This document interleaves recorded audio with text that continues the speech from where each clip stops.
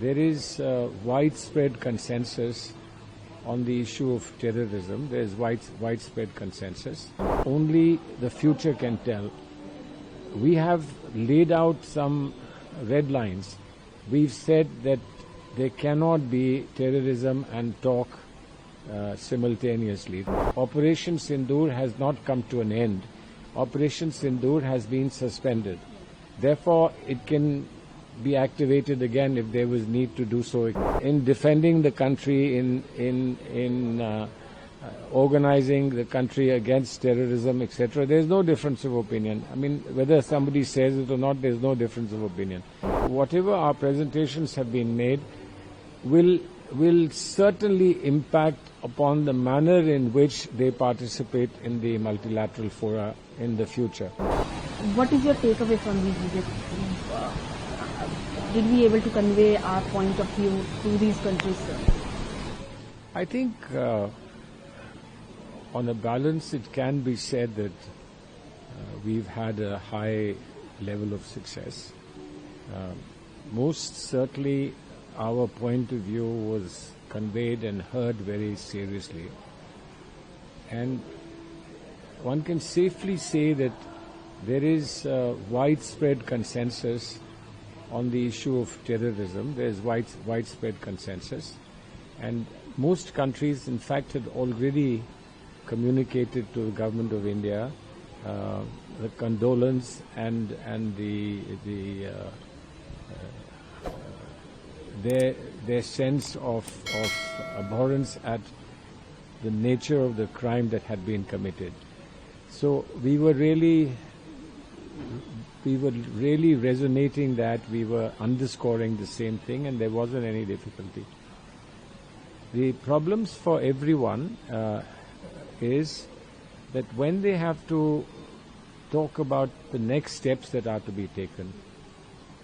Now the next steps we haven't taken ourselves because they're in the pipeline, as it were. It depends a lot on what responses we get from Pakistan. We've communicated in one way or another. We did it through action, military action, what is described as kinetic action. We did it through whatever decisions we took as far as the Indus Water Treaty is concerned. They also reciprocated in a similar manner as far as the similar agreement is concerned, etc. Now, what happens with all these, only the future can tell. We have laid out some red lines. We've said that there cannot be terrorism and talk simultaneously. It can't be at the same time. Now, if that is so, it's very clear some cogent evidence of stopping support to terrorism has to be there. Now, how that will happen, how it will manifest itself, is a little bit early to say. It really depends on how the government and other concerned agencies will respond and what steps they will take. You can't have a stalemate indefinitely. Obviously, you can't have a stalemate indefinitely. Something has to happen. Now, what will happen is still to be seen. As far as the stated policy is concerned, the stated policy is that the Operation Sindoor has not come to an end. Operation Sindoor has been suspended. Therefore, it can be activated again if there was need to do so, etc., etc. But that's the only statement that has come about future steps. So we need to wait for future steps. And when those future steps are known to these countries and other countries across the globe, they will be able to make up their mind. They have to look at their local population, reactions, responses, implications for local population, for their own political outlook, their relations with the international world. So all those things they will factor in. But I think this is work in progress, and we will know in due course. I hope that we have laid the ground for whatever needs to be done in times to come. So when you were dealing with these officials, foreign officials and the stakeholders everywhere, there were certain voices in India also that were pointing out that how can you support the government. Dealing with foreign voices and the voices at home, so was it difficult for you? No, I see. It's difficult for a novice. It's not difficult for somebody who's been in the business for a long time. But it is disconcerting because we are not here on our own. We are here because our political parties have stamped the approval and have decided to send us here. And they would have thought about implications and so on. Should you go? Should you not go? Etc. Etc. But once we come here internationally, we have to speak one single language. Are there areas of convergence or areas of agreement that you emphasize? So there is no problem. If there is an agreement now, you can't say that there is zero agreement between opposition and the government, because in defending the country, in organizing the country against terrorism, etc., there is no difference of opinion. I mean, whether somebody says it or not, there is no difference of opinion. But if there are on some possible dimensions difference of opinion, which are voiced and should be voiced, but they are voiced within the Indian system. Nobody calls up people abroad to say that, look, we disagree and you also help us disagree, etc. Nobody does that. So therefore, it doesn't really become an impediment, but it creates a little bit of a drag. You know, you like to do things which are universally appreciated, but if people start arguing about what you're doing, then it becomes a little bit of a drag. But those of us who are experienced in doing these things, we are not in a sense distracted by it. It's a little, maybe it's a little distressing, but it doesn't distract. Particularly if what is being said at home has nothing to do with what we are doing here. Yes. We can't make policies here. We can't change history here. We can't change political ideologies here. All of us preserve them to the extent, and I hope that the government also understands this, that each one of us has to get back to our respective political parties, and we have to obviously do what our political parties would like us to do.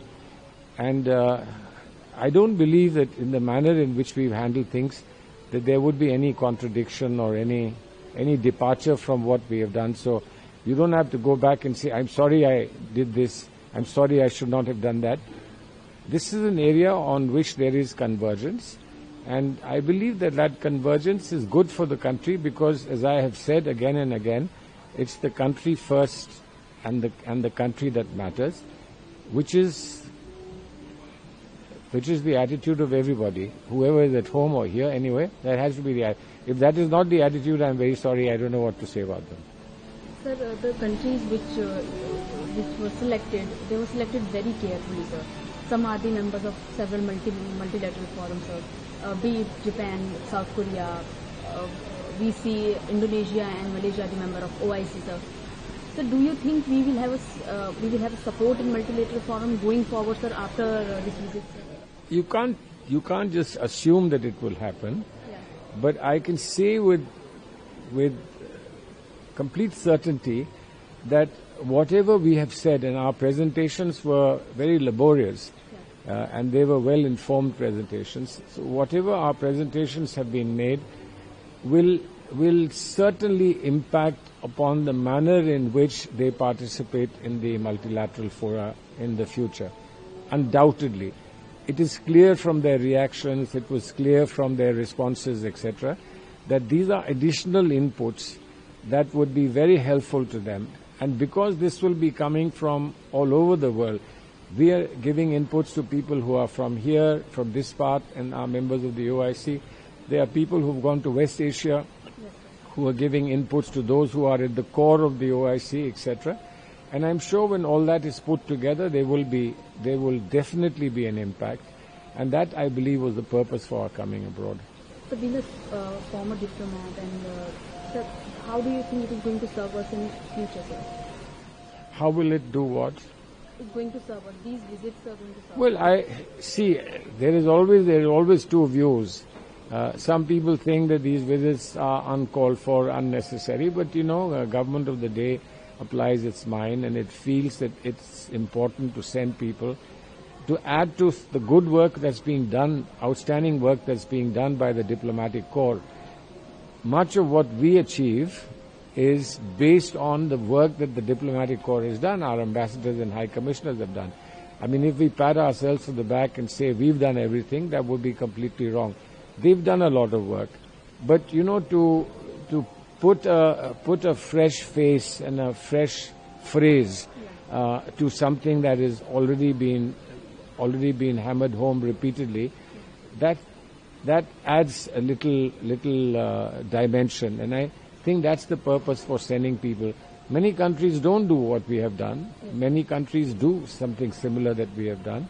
So let us just hope that this was a decision that will, in the end, bring something to be happy about, and something that will add to the purpose of making India strong and making India more comfortable in the world.